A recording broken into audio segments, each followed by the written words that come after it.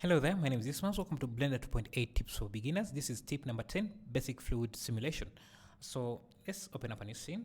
So to simulate fluids in Blender, you need two things. You need a domain and a fluid. So a domain is just a box like this. Because fluid simulation is computer intensive, you can't just have an open world to simulate your fluid. It would take a lot of time, so you need to have a domain or an enclosure where you want to simulate that fluid, so that anything that goes out, say maybe a particle splash that goes out of that domain, is kind of cut off and the calculations for that are stopped, because if they were let to go on forever, the simulation would take too much power and it would take too long to complete. So you need a domain, say this cube. Let's go to wireframe. So this is going to be our domain name. So sorry, our domain. Stuck with web design, so I'm thinking of web design. But so this is going to be our domain, and so any particles that try to go outside this domain, they will be removed, and this fluid simulation for those particles will be stopped. So that helps us reduce the number of time it requires Blender to complete the simulation. So this is going to be our domain, and we can add a fluid. So a fluid is just the fluid box or whatever you have. It's just the volume of fluid you want to be simulated. So just think of this as the domain, which is what we have selected now, is the volume, is the container, and the fluid is the fluid. So the amount of water that is going to be in that container. So the amount is going to be this volume of the cube, and this is going to be our container. So you go to the physics tab, which is the last tab in this panel here, and then you go to fluid, and you will have the options here to select what you have selected to be. So this is going to be the domain, which will be the enclosure of our fluid. And if you have made any previous simulations, it will take up the shape of that simulation. So you need to clear cache to remove that. So we have our cache here. So there's usually a button to clear cache here, but it's not there. So what we can do, I don't know. So cache right now is using what I tried to do during my test, because I've done this test just to make sure that everything goes well. So but let's not worry about that, because it will clear.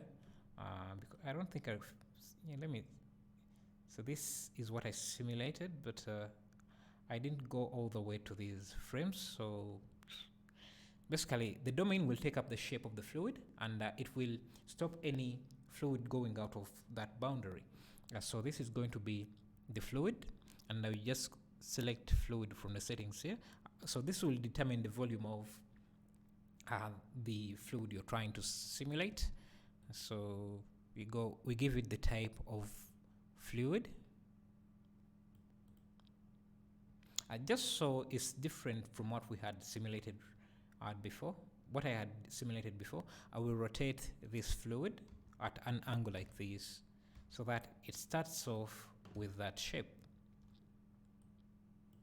So you select the domain, and to start the fluid simulation, you just again make sure you are in the physics tab, which is the last icon you see there, and you have the domain selected, and you should see the type here as domain, and you can now bake. So the domain will take up the shape of the fluid, and the simulation will start. So you can see here what percentage of the simulation has been calculated. So we can wait for it, but you can also preview how the simulation is going. And when you reach a point where the simulation hasn't been calculated yet, it will just revert back to the domain. You see. So let's go to solid mode. The fluid will still be there, the fluid object will still be there. And let's turn on smooth shading. So object, smooth. See. So right now our domain is using a resolution of 65 for final resolution, but our preview is 64. So you can increase this to match the final resolution. You can also increase the final resolution to something higher so that the fluid is much detailed. So let me see if I can show you this. So if I double this, so times 2, that was 130. So this will also take more time. The more resolution you add, the more detailed the fluid will be, and the larger the cache will be, and also the longer it will take the simulation to run. So let's do this. You can see how this is much detailed, but it's also taking quite a while. Now you can see, you can play around with that and see, but for the case of this tutorial, let's keep it at even much less, maybe 32 and 32 here. And let's look at other settings. You can see how fast it is going, but the resolution is very low. But for the case of the tutorial, we can work with that. You can also, let's unhide our object, change this from fluid to inflow. This will act as a tap instead of being a fluid itself. So it will be the source of the fluid. You need to give the initial velocity, sorry. And let's bake and see.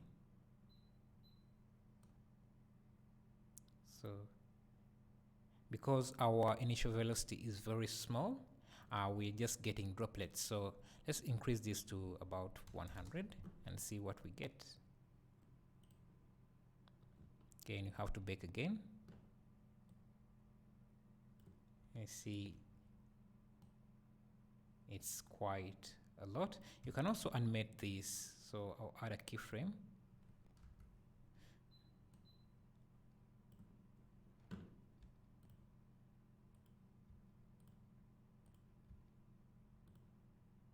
Make sure you're not going out of your domain boundary.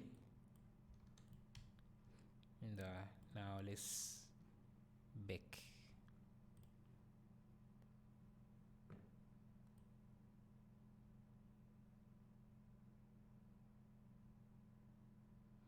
Maybe we should reduce the velocity to about 10.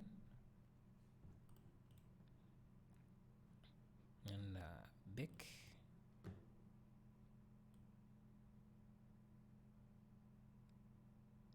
Yeah, so that's how you make fluids in Blender. Obviously, you need to add materials to this to make it look better, but yeah.